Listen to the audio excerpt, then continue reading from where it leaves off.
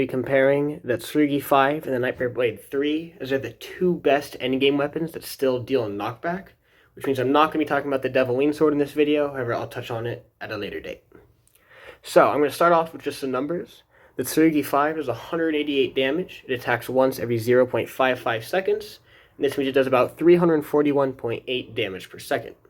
The Nightmare Blade 3 does 196 damage every hit. It attacks once every 0.55 seconds as well.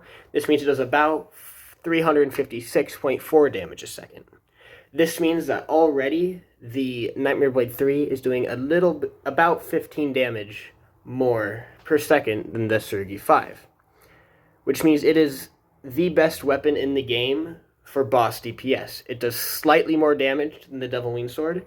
So if you're going purely for DPS and how much damage you can do at a certain amount of time, this is your weapon. It does the most damage of anything in the game. However, it's small, so it's a lot worse for ad clear because you have to get up a lot closer to enemies to hit them. This is where the Tsurugi 5 excels. It is one of the longest swords in the game, meaning it can hit enemies from much further away, and it can hit multiple enemies at a time, while still keeping you far enough away so that you're not getting hit.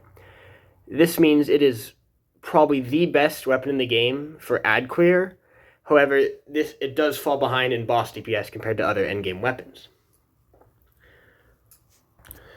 Alright, so now looking at the material costs, you can look right off the bat with Dark Hearts, Nightmare Bars, and Volcan Bars that the Nightmare Blade 3 is significantly more expensive, with those being the three hardest materials to get right now, especially if you're not buying gems.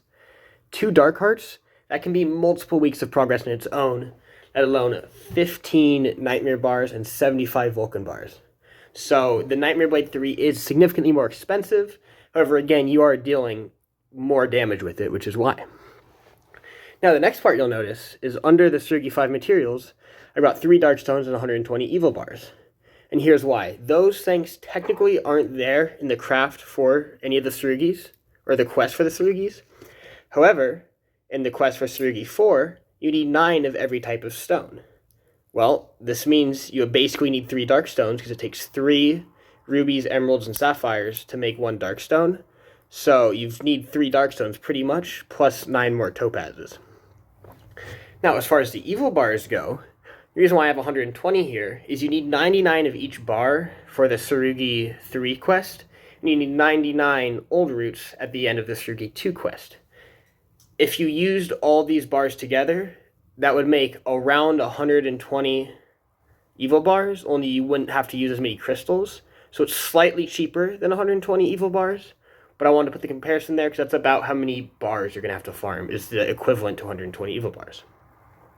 Now, apart from this, any other extra materials is you're going to need 99 Big Evils to work up to that Tsurugi 5, whereas for the Nightmare Blade 3, the only other extra materials that really make an impact on the time you need to grind it is 75 Fyra, which is significantly easier in comparison.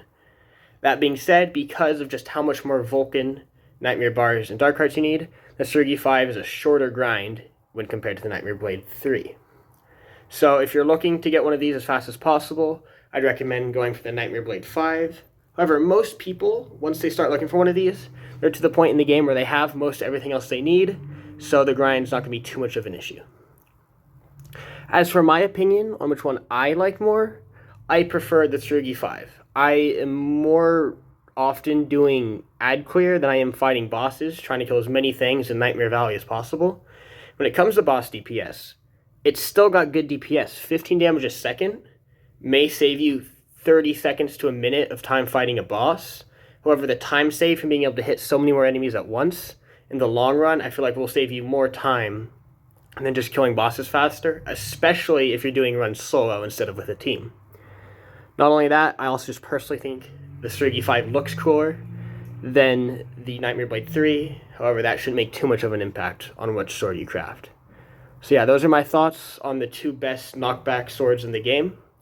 If you want me to compare both of these and the Devil Wing Sword, so all 3 of the top endgame swords, let me know in the comments, and I hope you guys have a great day.